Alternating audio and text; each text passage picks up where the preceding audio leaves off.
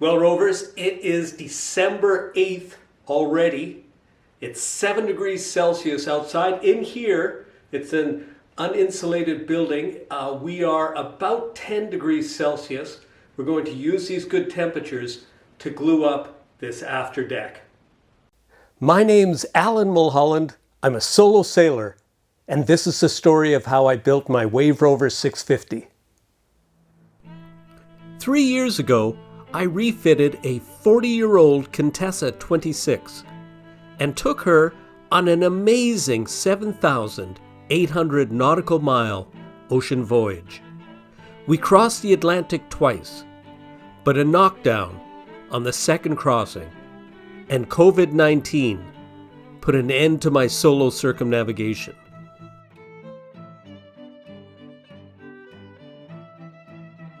So now, I'm building a new boat, smaller, lighter, but more suited for a solo circumnavigation.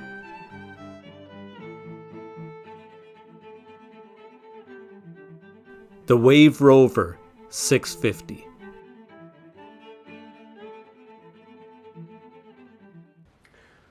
Well, a few months back, I had prepped this whole area by putting S1 on the underside of the deck. Then we also prepped the whole inside by putting 2 coats of S1 throughout the whole area underneath where the deck will be. And that's because it's so much easier to do. And S1, it puts out a fair few fumes. So if you can do it with better ventilation, do it. You don't always get that opportunity, but this was an easy one. Now we'll be using a thickened epoxy mix to glue down the deck. We'll also be using the fewest number of screws that I can get by with to make sure we have good compression against the deck beams and longitudinals. Now it's a big job. I'm going to be asking Mrs. Rover to give me a hand because, well, it's just, you have to put that glue on, then you have to lift the panels up, place them more or less where they want to go. Otherwise you end up with a big mess. If you can do this neatly, and that's the plan, can't guarantee that's what will happen, but the plan is to be as neat as possible to minimize the cleanup. Anyway, there's a lot to do. Time to crack on. Well, over the last several weeks, as many of you know, I've been building cabinets for my new house. I've been doing a lot of the finish work on the inside, and in addition, working on the mast. So over that period, well, the shop has become a shambles. I never really had an opportunity to clean or organize it, and it's now affecting my productivity. So time to deal with it.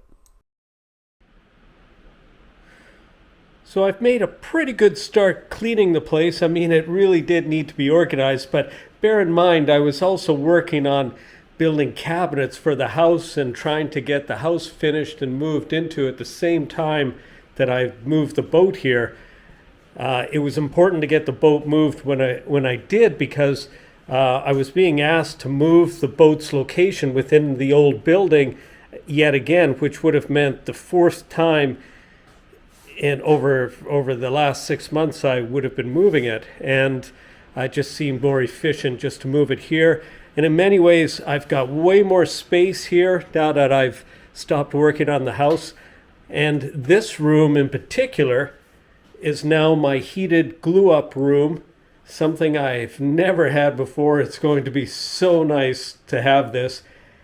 And some of you might recognize that this room is the same room that's only 12 feet by 12 feet that Mrs. Rover and I lived in for a year and a half. So it's terrific that it's getting repurposed now as it is insulated and heated. It's the only insulated and heated room in the whole shop, but we're going to be able to tarp up the boat as required to get the heats that we need to accomplish all the gluing and building that we have to accomplish over this winter period. Anyway, let's crack on with the actual deck right now. First thing is I have to sand back or create a keyway along all the glue lines. Now the glue lines, I hope the camera can pick it up, but you can see them. I've used a pencil to outline where all the longitudinals and the beams are located. Now I'm just going to sand those and make sure that glue will be able to stick to them.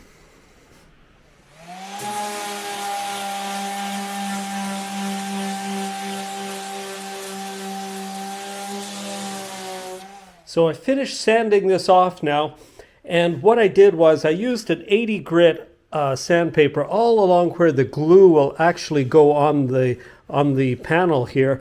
But in between here, I sanded it as well. I used 150 grit in between, and that's to prep it for paint.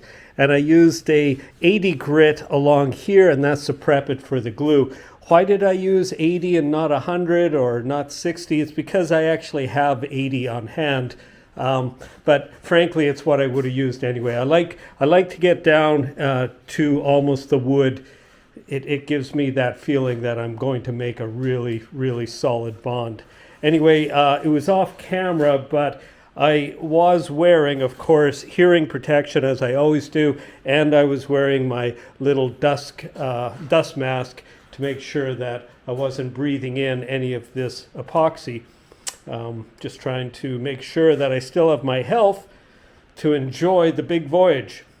Anyway, time to crack on with the other panel, and I'll be wiping this down with methylated spirits. Methylated spirits or methyl hydrate.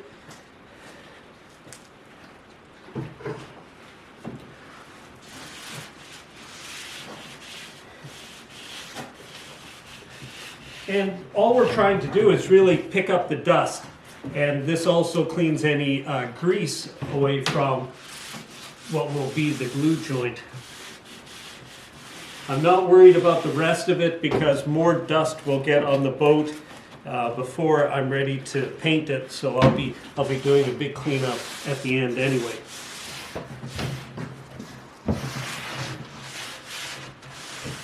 Okay. We're in good shape. We can put this off to the side and work on the next one. So this is the second panel. It's much bigger than the leading panel. So this panel is starting right about here and going up to the end of where I have the beams and longitudinals. Now you might notice that there's this great big opening, and that's where the hatch is going to be formed. And that's this area right here. And this, you know, I gave it one coat of S1 by accident, but the rest of this panel received 2 coats of S1. So this will mostly be removed from these pencil lines here. Now, I've wiped this down. Now I'm going to just run the sandpaper around just the upper edge of all these beams. Just like that easy. And that's because I'll be making little micro fillets after the glue is put on. Okay, I'll just get on with that. It's just a little bit of tedious work. Now I know some of you are thinking, hey Alan, you haven't made any provision for a cockpit. Well, let me explain my reasoning behind that. So on the voyages of Wave Rover, I found I spent very little time in the cockpit, and this isn't really uncommon for small boat ocean sailors. It's not the most comfortable place with the movement of the boat, and it's generally a very wet place, and it really was in the case of the Contessa, which has a very, very low freeboard to start with. So I found the most comfortable place for me on Wave Rover was actually in the stern pulpit. I put a bench across the rails and I would sit there, and it gave me great visibility and also took me out of the spray zone. It was quite a comfortable place to sit, and so I knew I would be doing the same on this. And then I decided, well, all that extra structure that goes into creating the cockpit, and by that I mean really the cockpit well, the footwell. There's a lot of structure goes in there. You have to make sure it can shed water quickly, and also it's a weak point in the construction. So I'm doing away with that footwell. So the stern of this Wave Rover will just be a decked over space with a nice good camber about 2.5 inches over 8 feet. that'll shed water quickly. Okay, so I've fitted this after sheet on. Now, obviously we're going to have to pull it down. There's going to be glue in here. This is just the dry fit, but what I'm trying to do is use the minimum number of fasteners. So initially my idea was to put stainless steel fasteners in, countersink them and leave them in and glass over top of them. I was never really happy with that idea for one main reason, and that is the screw itself will always conduct heat differently than the wood, which means you're going to get condensation, and condensation means eventually you're going to have a problem. Now, of course, I could back out the screws, drill them, fill them with epoxy, put the screw back in. That is so much work for such a big area. So what I'm doing instead, it's a really nice fit. We did manage to get the longitudinals and the beams pretty fair, and because of that, I'm able to do a very simple solution, and that is I just drill a hole into the beam, so like this, and that's just a pilot hole, by the way. It's not a, it's much smaller than the screw itself. Then we put a screw into that,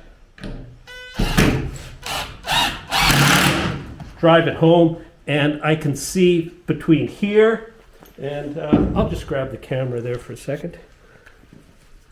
So what I'm trying to show you is it's pretty tight, and when I pull down, there's no movement.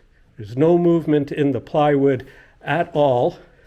And here I'm quite a distance from that screw. I've got movement here. So I'll put another screw, sorry, I better back up. I'll put another screw right about here, and that'll suck that down. And we have a really nice joint. Now, of course, I'm going to have to go on the inside and just check that those joints are tight as well. But these screws that I'm putting in, they're just normal construction project screws. They're not stainless. They're just, steel that's coated.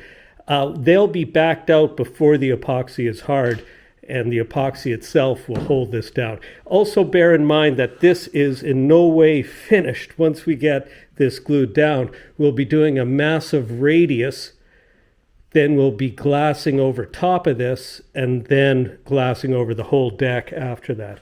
Anyway, I have to crack on with putting the rest of these screws in.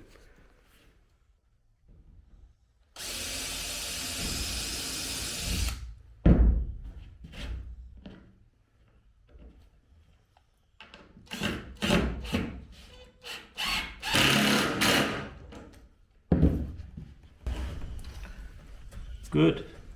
We're good. Now I've gone around the whole space underneath, and I've just checked to see what the gaps look like, and they look really, really good. I mean, they're very, very small to non-existent. And that's the beauty of using epoxy glue. It's a gap-filling glue, and you want to fill stuff. Now, you don't want to over tighten, because we don't want all of that gap filling stuff just coming out. We want it to stay in. And that's why the screws, just using the bare minimum, should really help us. And at least, well, that's the plan right now.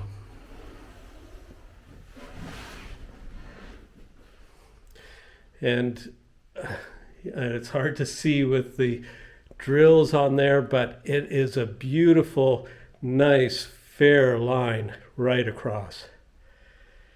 Looking very, very good. Next step is we're going to prime everything with a thin epoxy and then mix up some thick stuff.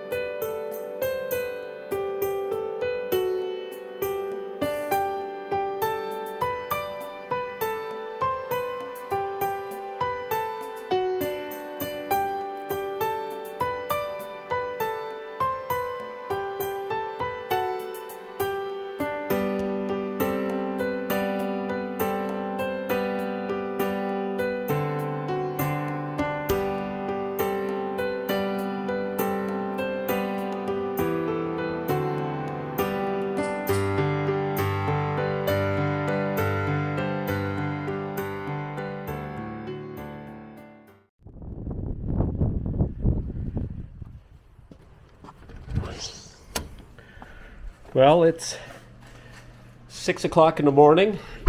The boat has been cooking under this tarp overnight. We're going to check to make sure that the glues went off, but right here, this is the residue left over, and it is, yeah, nice and hard, nice and hard. So that's a good indication. So we'll just check under the tarp here.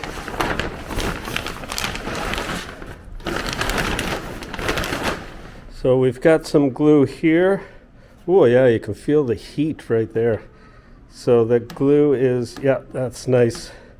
So we've had a good reaction with the glue. Now we'll just go check the inside. So as you can see, I tarped the boat last night. Just very simple. It's just heavy polyethylene. That's the stuff that we use for vapor barriers in house construction. Not too expensive, and comes in nice big long lengths. Let's see. Tried to negotiate this ladder, holding the camera.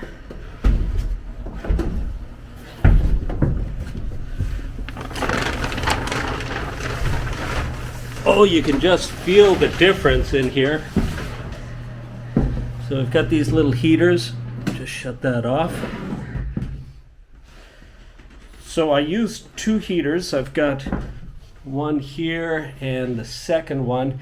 Had them going all night, and let's just see the temperature here. So we are, yeah, there we go. We're about 20 degrees, and outside it was the blue handle right there. That's the temperature it was when we did the glue up. So that was 5 degrees.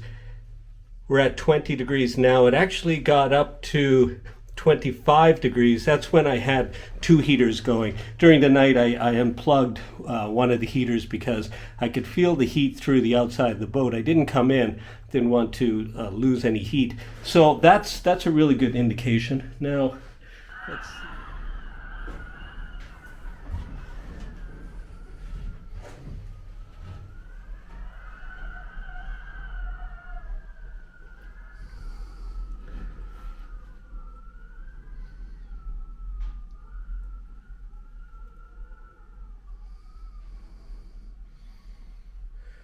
Okay, so now before the glue achieves its full hardness, I'm going to remove these project screws. Okay, so I'll try to capture this on camera.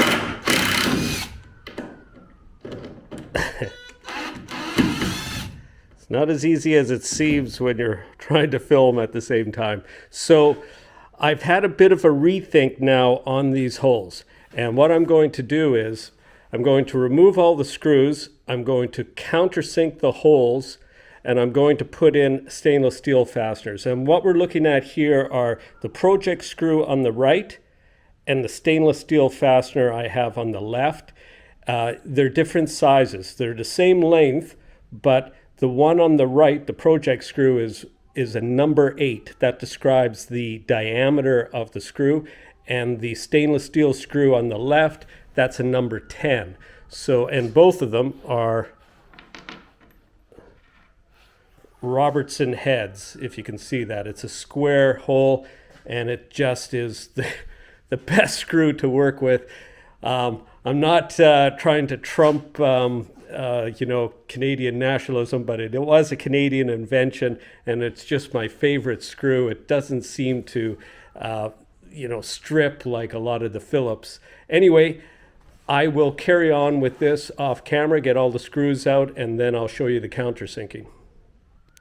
Let's see. And that's a good depth right there. And now we'll put the screw in. Just grab my driver.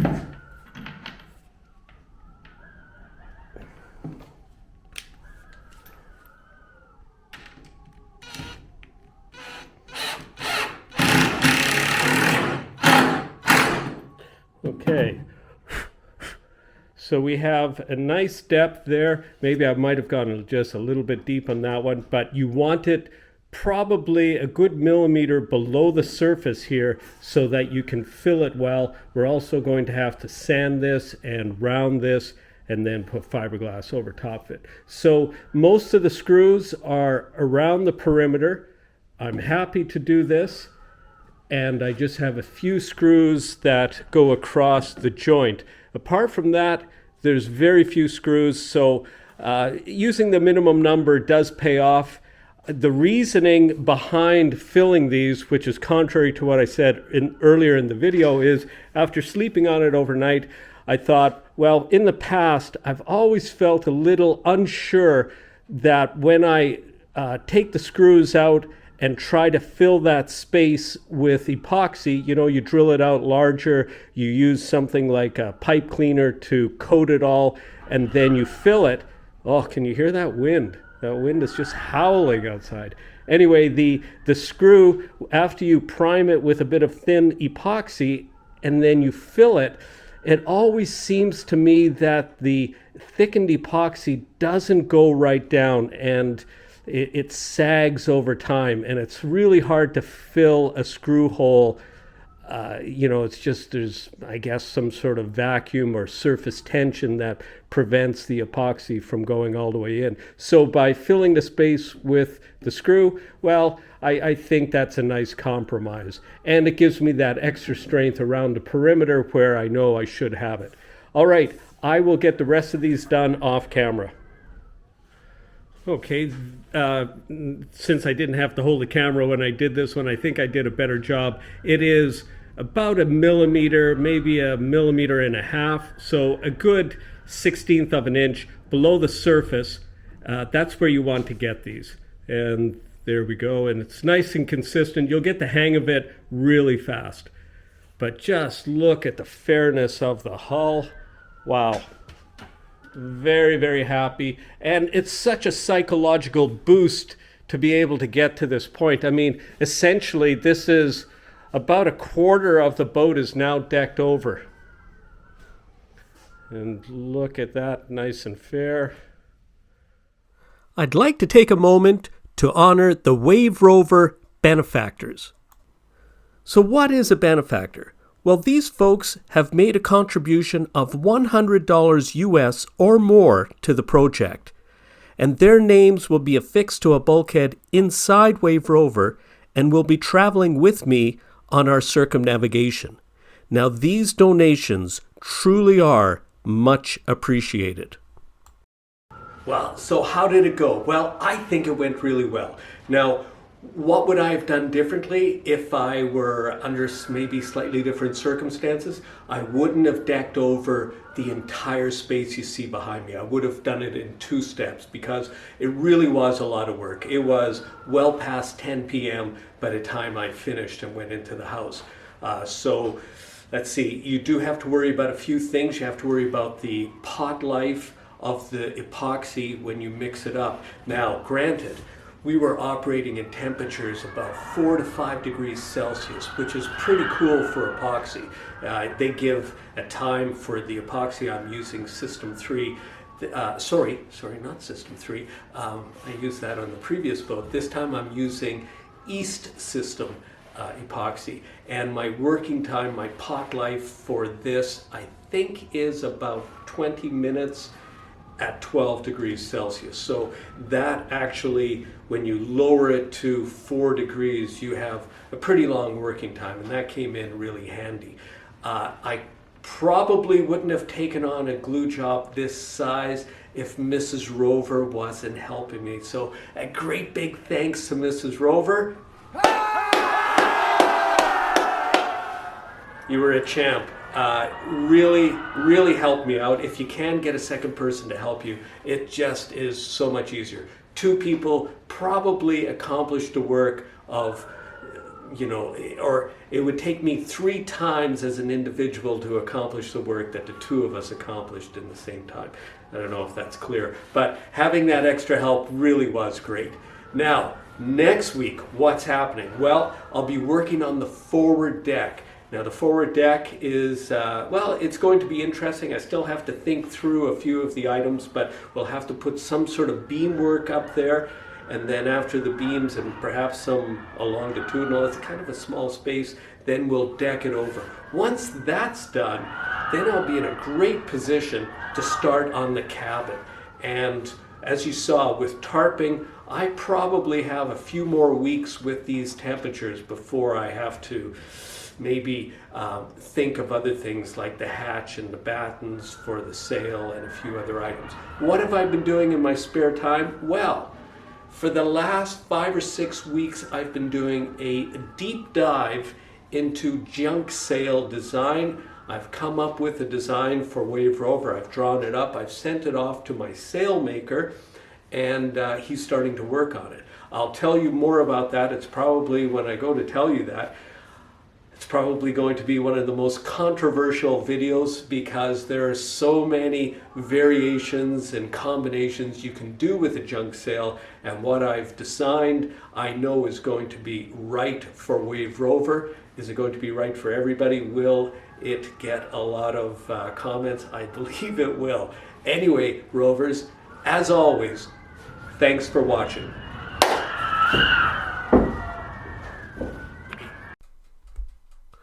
Well, the Wave Rover patrons, with their pledges of support, really do make the creation of these videos possible.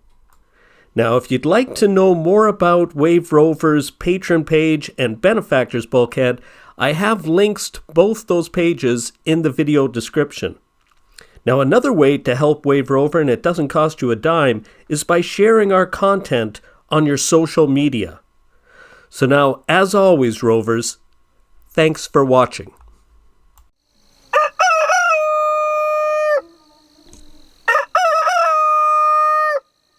Give us one more. Brilliant.